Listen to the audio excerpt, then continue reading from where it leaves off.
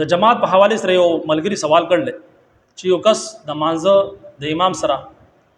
په څلورم رکعت کې شامل شي نو باقی رکعتونه به څنګه ادا کړي. ډېر اهم او ضروری مسله ده. ډېر شي زمونږ ملګری بایګان داسې دي چې هغه ته د دې مسلې پته نشته. هغه رکعتونه کې د رکعتونو چې کوم ترتیب دی هغه ترتیب سره غوونه کې یاد وساتئ ترتیب ضروری دی. څنګه چې موږ کول فرض دي دغه چاند د موږ چې کوم د مسائل دي د کولم فرض دي. نو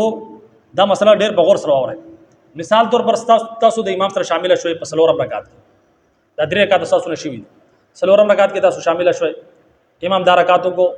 او بیا سلام واړو نو بیا تاسو څه کوئ بیا چې کوم دی بیا تاسو پاسه او بیا به د پیل رکعاتو کې د سینې چې تاسو دریم رکعاتو کې د الټا باندې کوئ بلکې بیا به د پیل نه شروع شي. تاسو چې کوم لومبه رکعت ته غوږی سبحانك اللهم وي بیا به سورۃ الفاتحه وي بیا به سورۃ ملاوي بیا چې تاسو دا رکعاتو کو نو بیا به څه کوئ بیا چې تاسو دا رکعات مکمل کو نو بیا به کېنئ. دو رکعاتو میس کې کېناست ضروری دي. یو رکعت تاسو امام سره ملاو شوی دی بل رکعت چې کوم دی تاسو ځان لو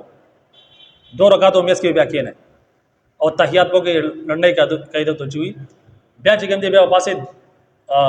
بیا چې کوم دی بیا به دریم رکعت لپاسه الله اکبر وای دریم رکعت چې کوم دی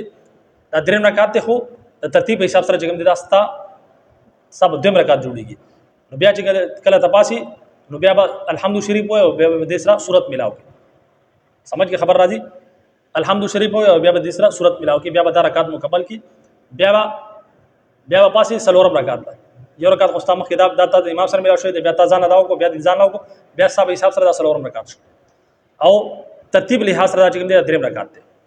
بیا چې کله تپاسي دي نو پدې کې بیا صرف سورۃ الفاتحه وای پدې کې بیا صورت نه ملاوي ځکه چې د فرض په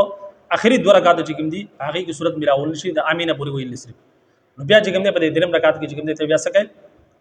صرف سورۃ الفاتحه وای د امینه پوری بیا رکعت مکمل کی نو دا طریقه ده. امید کوم چې دا طریقه به تاسو سمجھ کې راغلي. دا کلیپ د سم مخکیم شیر کړئ چې زمونږ څومره ملګری بایګان موږ کې دا غلطي کوي چې دا هغوم دا غلطي صحیح شي او په دې صدقه جاری کې خپل حساب واچوي. په دې حواله سره تاسو سوالات تاسو کولای شئ په کمنټ سیکشن کې اجازه راکړئ. السلام علیکم ورحمت الله وبرکاته.